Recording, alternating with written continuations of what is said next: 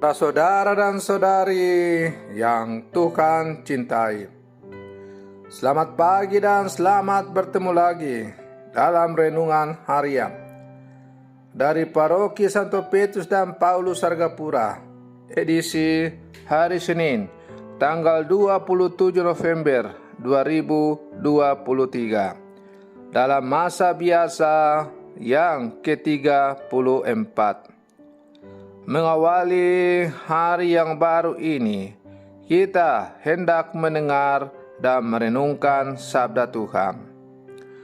Marilah sebelum kita mendengar dan merenungkan sabda Tuhan, kita berdoa. Dalam nama Bapa dan Putra dan Roh Kudus. Amin. Allah Bapa kami di surga, semoga gambaran putramu selalu terbayang di mata kami. Semoga impian kami akan kebahagiaan dan keadilan dapat terlaksana berkat kuasa sabdanya. Bersabdalah ya Tuhan, kami siap mendengarkan. Terpujilah Engkau Bapa, Putra dan Roh Kudus, kini dan sepanjang segala masa. Amin. Para saudara dan saudari yang Tuhan cintai, sabda Tuhan yang hendak kita dengar dan kita renungkan untuk mengawali hari yang baru ini diambil dari Injil Lukas pasal 21 ayat 1 sampai 4. Tuhan bersamamu. Inilah Injil suci menurut Lukas.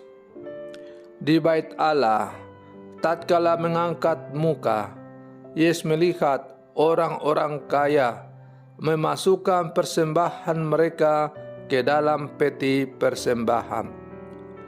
Ia melihat juga seorang janda miskin memasukkan 2 peser ke dalam peti itu. Maka Yesus berkata, "Aku berkata kepadamu, sesungguhnya janda miskin ini memberi lebih banyak daripada semua orang itu. Sebab mereka semua memberikan persembahannya dari kelimpahannya. Tetapi janda ini memberikan dari kekurangannya, bahkan ia memberikan seluruh nafkahnya." Demikianlah sabda Tuhan. Para saudara dan saudari yang Tuhan cintai, janda miskin dalam Injil hari ini yang baru saja kita dengarkan dipuji oleh Yesus karena ia masih mau memberi persembahan meskipun hidupnya berkekurangan. Inilah makna memberi dari kekurangan. Dari sisi jasmani, mungkin janda tadi miskin, tetapi dari sisi iman, ia amat kaya. Di balik kemiskinannya, ia memiliki mutiara yang amat indah, yaitu kepercayaan dan kepasrahan kepada Allah. Ibu janda itu tidak merasa khawatir dengan hari esok dalam hidupnya, karena ia yakin Tuhan akan selalu memberikan apa yang ia butuhkan. Ia sungguh percaya akan kebaikan Tuhan, sehingga ia mempunyai totalitas dalam memberikan persembahan. Para saudara dan saudari yang Tuhan cintai, dalam kehidupan sehari-hari, kadangkala kita berpikiran bahwa kita akan berkorban dan melayani sesama kalau hidup kita sudah mapan dan berkecukupan. Kadangkala dalam menjalani kehidupan kita sehari-hari, kita akan mau untuk menjadi pelayan Tuhan, menjadi penggerak kombas, pengurus dewan paroki, dan lain-lain. Bila mana kita sudah pensiun atau tidak sibuk lagi. Namun dengan belajar dari ibu janda miskin tadi, dalam segala keterbatasan dan kekurangan yang kita miliki, kita tetap dapat ikut aktif dalam pelayanan di lingkungan, di sekolah, di paroki, di masyarakat, di tempat kita bekerja, sebagai bentuk persembahan hidup kepada Tuhan. Allah memberikan berkat kepada kita, tidak pernah mengenal waktu. Kapanpun Tuhan selalu berkarya untuk kita. Maka demikian juga kita diajak untuk berbakti kepada Tuhan dalam segala kekurangan yang kita miliki.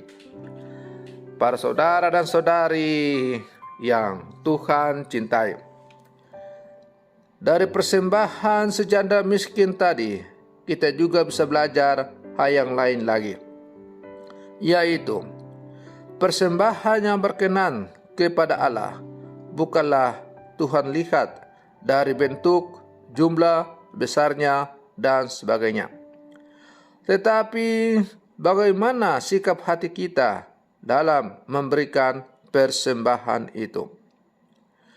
Meskipun kita hanya memberikan persembahan yang kecil, tetapi kalau persembahan itu datang dari hati yang penuh syukur, karena kita menyadari bahwa Tuhan telah memberikan pelbagai macam kasih karunia kepada kita, maka persembahan itulah yang berkenan di hadapan Tuhan. Oleh karena itu, para saudara dan saudari yang terkasih, yang menjadi persoalan dalam bacaan Injil tadi bukanlah persembahan orang kaya atau orang miskin. Bukanlah soal berapa besar persembahan yang diberikan itu. Tetapi yang menjadi persoalan di situ adalah bagaimana sikap hati kita dalam memberikan persembahan. Para saudara dan saudari yang Tuhan cintai, maka marilah dalam kehidupan kita terus berjuang bersama, memberikan persembahan yang terbaik kepada Tuhan, sesuai dengan apa yang Tuhan berikan kepada kita.